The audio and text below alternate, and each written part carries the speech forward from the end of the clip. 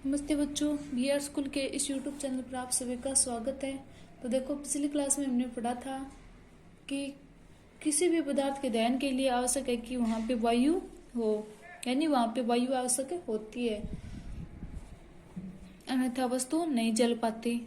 और अब इसके आगे से हम पढ़ेंगे। देखो, हमने पढ़ा है कि सूर्य अपनी उष्मा और प्रकाश स्वयं उत्पन्न करता है, और क्या यह भी एक प्रकार का दहन है। यानी सौरमंडल के अंदर देखते हैं कि सूर्य है वो खुद जलता है, यानी खुद का उसका प्रकाश होता है, वह बहुत ही बड़ी मात्रा में होता है, और यह खुद बहुत बड़ा वो बहुत ज्यादा मात्रा में वो उष्मा है वो उत्सर्जित करता है, और दूसरे ग्रहों को प्रकाश, एनर्जी और उष्मा इसी के द्वारा है वो मिलती है। सूर्य में उष्मा और प्रकाश नाभिकीय विक्रियाओं द्वारा उत्पन्न होते हैं। क्या इस प्रक्रम के बारे में आगे चलकर पढ़ेंगे। आप इस प्रक्रिया के बारे में आगे चलकर पढ़ेंगे, यानी सूर्य के अंदर उस ऊर्जा कैसे प्राप्त मिलती है। देखो, सूर्य में ऊर्जा बनती कैसे है। तो देखो, वहां पे नाभिकीय संलयन होता है, नाभिकों का जुड़ाव होता है। जैसे हाइड्रोजन मिलके वहां पे हीलियम है वो बनाते हैं। इस प्रकार से यह है नाभिकीय संलयन विक्रिया हो गई, जिसके द्वारा वह खुद है वो उष्मा को बनाता है। अब देखो क्रियाकलाप 6.3।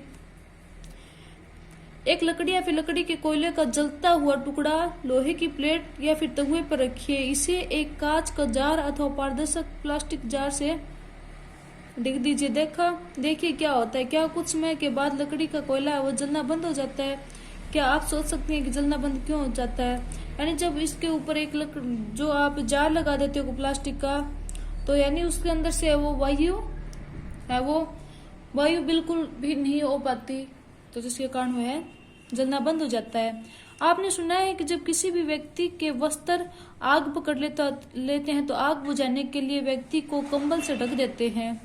क्या आप बता सकते हैं कि ऐसा क्यों होता है। तो देखो आगे। अब अपने कुछ अनुभवों से स्मरण कीजिए। क्या एक माचिस की तिल्ली अपने आप जल उठती है। यह किस प्रकार जलाई जाती है। यानी माचिस की तिल्ली अपने आप नहीं जलती, उसको जलाई जाती है। तो देखो, आपको कागज के टुकड़े को जलाने का अनुभव अवश्य होगा। जब जलती हुई माचिस की तिल्ली इसके पास लाते हैं तो क्या यह जल उठता है। क्या आप लकड़ी के एक टुकड़े को जलती हुई माचिस की तिल्ली व उसके पास लाकर जला सकते हैं। तो देखो, क्या लकड़ी व कोयले को जलाने के लिए आपके कागज अथवा मिट्टी के तेल का उपयोग क्यों काम में लेना पड़ता है। तो देखो, इसके बारे में हम आगे देखेंगे। क्या आपने जंगल में आग लगने वाले आग के बारे में सुना है। यानी देखो, नीचे आपको दिखा भी रखा है जंगल में लगने वाली आग। गर्मियों के मौसम में बहुत अधिक गर्मी पड़ने पर कुछ स्थानों पर सूखी घास अब आग पकड़ लेती है, यानी बहुत ज्यादा मात्रा में वो जब गर्मी पड़ती है, जब वहां का ताप जो है बढ़ता है, तो वहां पे आग लग जाती है। घास से आग पेड़ों में फैलती है और जल्द ही पूरे जंगल में आग की चपेट में आ जाता है। यानी जल्दी से वह पूरा जंगल है वो इसकी चपेट में आ जाता है। तो इस प्रकार की आग को बुझाना बहुत कठिन क्यों होता है।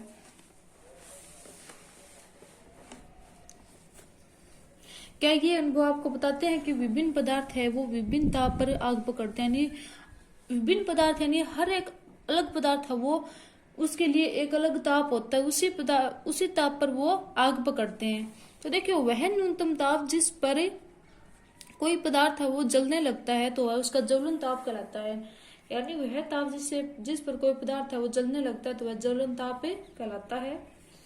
क्या आप बता सकते हैं कि कमरे के ताप पर माचिस की तिल्ली अपने आप आग क्यों नहीं पकड़ पाती। यानी वह उसका ज्वलन ताप नहीं होता है। माचिस की तिल्ली माचिस की डिब्बियों के बगल में लाने पर क्यों जल जाती है। तो देखो इसके आगे में आगे बारे में माचिस के बारे में पूरा बता रखा है कि माचिस का इतिहास बहुत अधिक पुराना है। 5000 से अधिक वर्ष पूर्व प्राचीन मिस्र में गंधक में डुबोए गए चीड़ की लकड़ी के छोटे टुकड़े माचिस की तरह उपयोग किए गए थे। यानी पहले चीड़ के टुकड़े और माचिस की तरह उपयोग किए गए थे। आधुनिक निरापद माचिस का विकास लगभग 200 वर्ष पहले हुआ था। एंटीमनी ट्राइसल्फाइड, पोटेशियम क्लोराइड और श्वेत फास्फोरस का मिश्रण कुछ गोंद और स्टार्च के साथ मिलाकर उचित लकड़ी से बनी हुई माचिस की तिल्ली के सिरे पर लगाया जाता है। यानी इन दोनों का मिश्रण है वो करके वो उसके तिल्ली के सिरे पर लगाया जाता है। जब इसे किसी खुरदरी सतह से रगड़ा जाता है तो वह घर्षण की उष्मा के कारण श्वेत फास्फोरस है वो प्रज्वलित हो जाता है, जिससे माचिस की तिल्ली का दहन प्रारंभ हो जाता है। परंतु श्वेत फास्फोरस माचिस उद्योग में काम करने वाले लोगों और माचिस का उपयोग करने वाले दोनों के लिए खतरनाक सिद्ध हुआ। यानी श्वेत फास्फोरस है वो दोनों के लिए, जो उस फैक्ट्री में काम करते हैं उनके लिए और जो उपयोग में लेते हैं उन दोनों के लिए वो खतरनाक साबित हुआ। आजकल निरापद माचिस के सिरे पर केवल एंटीमनी ट्राइसल्फाइड और पोटेशियम क्लोराइड लगा रहता है, जिसे रगड़ने वाली सतह पर चूर्णित कांच और थोड़ा सा लाल फास्फोरस लगाते हैं, जो कम खतरनाक होता है। यानी यह लाल फास्फोरस की तुलना में वो कम है, वो